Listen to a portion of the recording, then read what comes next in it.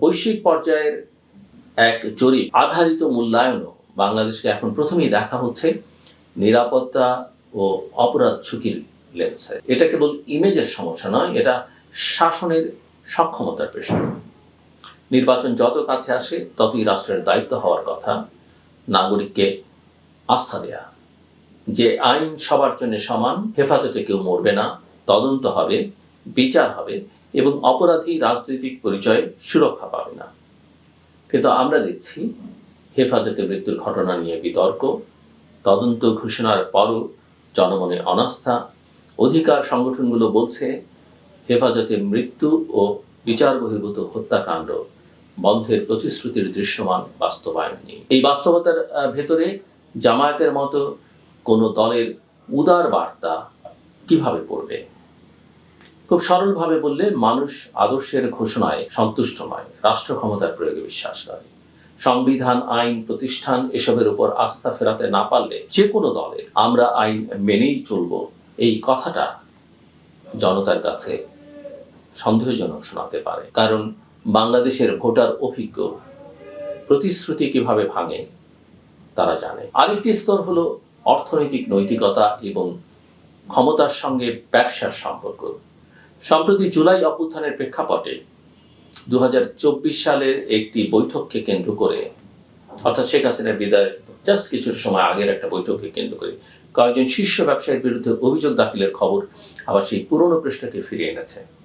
ক্ষমতা বদলালেও কি ক্ষমতার অর্থনীতি বদলায়, নাকি শুধু পক্ষ বদলায়? বাংলাদেশে রাজনীতির সঙ্গে বড় ব্যবসার এক ধরনের অদৃশ্য চুক্তি বহুদিনের। রাষ্ট্র সুবিধা দেয়, ব্যবসা ক্ষমতাকে টিকিয়ে রাখতে নানাভাবে সহায়ক হয়, এমন ধরনের জনমনের শব্দ। আর যারা অভিযুক্ত তারা দোষী না নির্দোষ সেটা আদালত ও তদন্তের বিষয়। কিন্তু রাজনৈতিকভাবে ঘটনাটি মনে করিয়ে দেয় জুলাইয়ের গল্প এখন কেবল আবেগের নয়, ক্ষমতার বৈধতা তৈরির পুঁজি হিসেবেও ব্যবহৃত হচ্ছে। এখানে ন্যায় বিচার যদি নির্বাচনী হাতিয়ার হয়ে যায় তাহলে রাষ্ট্রের নৈতিক ভিত্তিটাই দুর্বল হয়। আবার উল্টোটা, দোষীদের দায় মুক্তি, এটাও একইভাবে বিপজ্জনক। এইসব অনিশ্চয়তার মধ্যে যুক্তরাষ্ট্রের অভিবাসী ভিসা প্রক্রিয়া স্থগিতের সিদ্ধান্ত বাংলাদেশের জন্য আরেকটি বাস্তব বার্তা।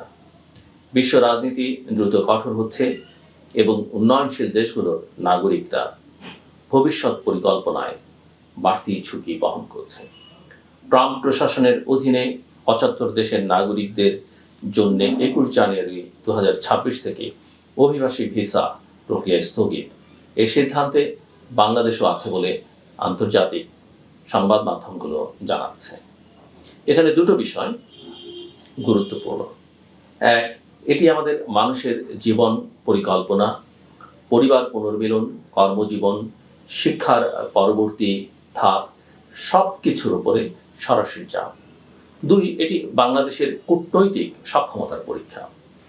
আমরা কি ওয়াশিংটনে নিয়মিত কৌশলগতভাবে আমাদের স্বার্থ তুলে ধরতে পারি, নাকি প্রতিবারই পরিস্থিতি তৈরি হলে দৌড়াতে হয়? সব মিলিয়ে আজ বাংলাদেশের সামনে আসল প্রশ্নটা হয়তো কে ক্ষমতায় যাবে নয়, বরং ক্ষমতাটা কেমন হবে এই প্রশ্ন। জামায়াতের উদার ভাষা যদি সত্যি নীতিগত রূপান্তরের ইঙ্গিত হয় তাহলে সেটি পরীক্ষা দিতে হবে নারী অধিকার, সংখ্যালঘু নিরাপত্তা, মত প্রকাশের স্বাধীনতা এবং আইন প্রয়োগের ক্ষেত্রে।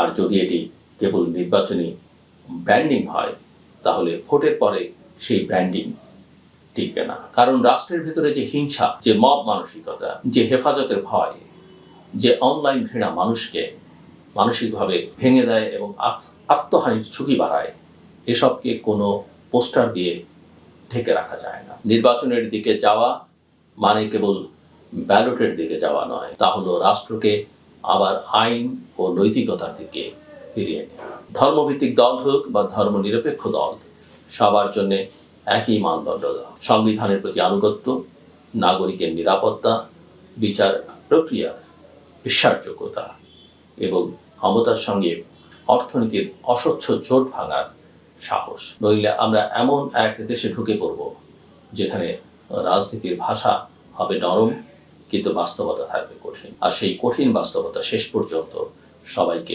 ছুঁয়ে যাবে, দল মত নির্বিশেষে। কথা শুনবার জন্য অসংখ্য